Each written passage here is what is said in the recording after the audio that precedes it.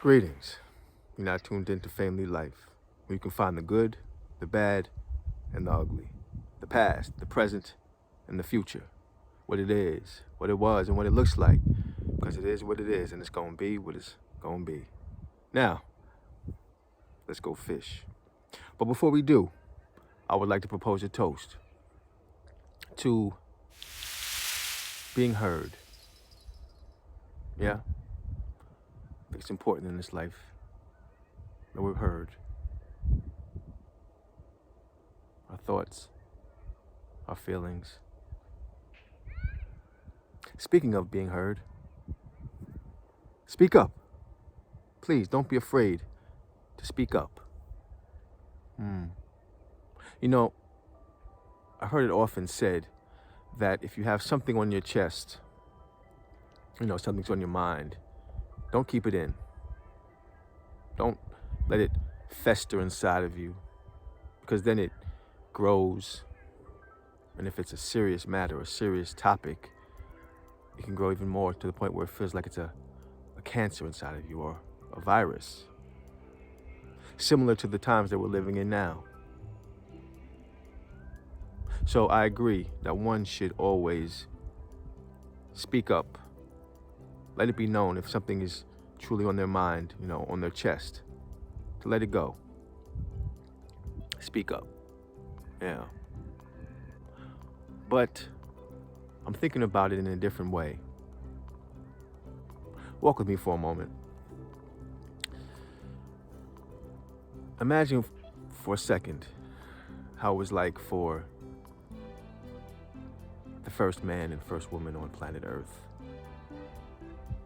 The human beings that first walked the planet, like cavemen, cave women, didn't do much talking. Not much verbal communication, right? It was just a lot of noises probably being made, a lot of grunts and groans and pointing, ooh, ah, ooh, ooh, ah, But they had to communicate one way or another, right? They had to understand each other. They had to get their point across. They had to get things done, So then you begin to wonder, how did they do this if they couldn't speak to each other, if they didn't have any formal, organized communication system? And then you realize it all starts from this, right? Everything that's around me, everything that you and I see is a part of us, right? So for the caveman and cave woman, they went with the vibration, with the feeling, with the touch. They didn't have to use words to let you know how they felt. You could see, you could feel them. I mean, let's look at it like this.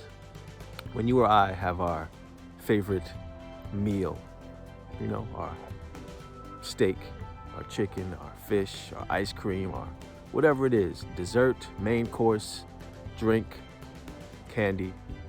When you really are enjoying something, to the fullest, right, to the maximum, someone can just look at your face and see that you are in heaven.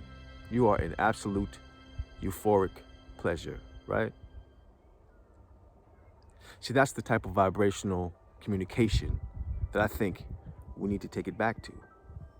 We need to connect with one another. We need to connect with all of this without speaking, because the wind, the trees, the birds, the water, the ground, it's all speaking to us. They're speaking the language that we were first originated with, the vibrational language. The vibrational language. It's important, I agree, to speak up in life, Let yourself be heard. If you have something that's important to you that you want to say, that you need to say it, without a doubt. But I think we've begun to use it in a negative way, our voice. We're not using it properly. I think everyone is in such a hurry to let their voice be heard, to speak up, to be the first to say something, to be the first to have the news, to be the first to be a part of something, saying something just to say it. We're just wasting our breath. We're speaking for the sake of speaking. And we're losing the value of our words. And it's unfortunate. But what I think we need to do is to really and truly speak up. Speak up like our ancestors did, through the vibration of our existence, the vibration of our essence, our energy. Let that speak. Let that speak up. Speak up.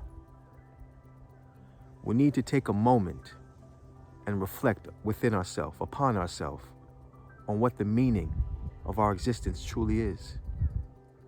We are here to live life to the fullest, to love deeply, and to experience life, to feel life.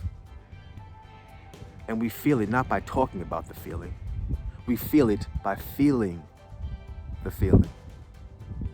When the wind blows through your hair or caresses your skin, feel the wind, feel the breeze, listen to the breeze.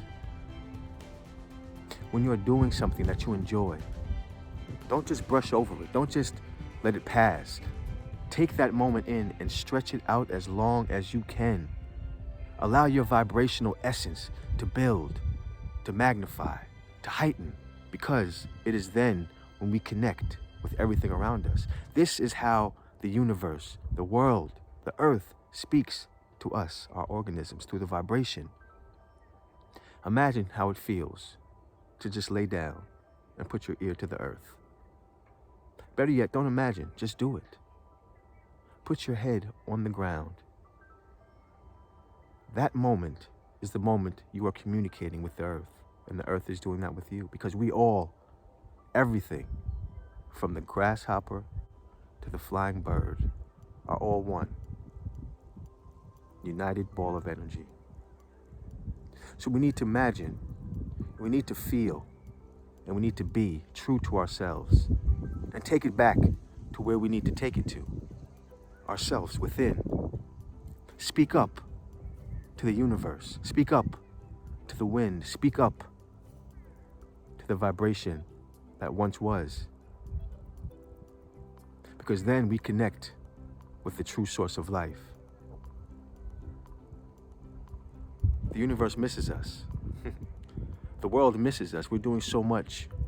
We're doing so much. We're trying to take the world over instead of participating with the world, listening to the world, feeling the world. We are all one. And our vibration is the connecting force, the connecting piece. We must not lose sight of this. We cannot lose sight of this.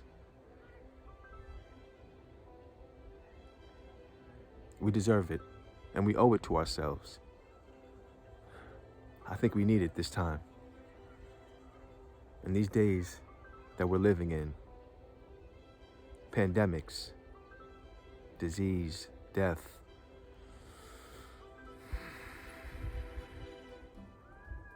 the universe is telling us it's time to take it back to our true essence, to vibrate as one. It's simple, but we just have to do it. And we shall. Just some things to think about as we move forward. But in the meantime, and in between time, please live well, be well. Before I let you go, what have you forgotten?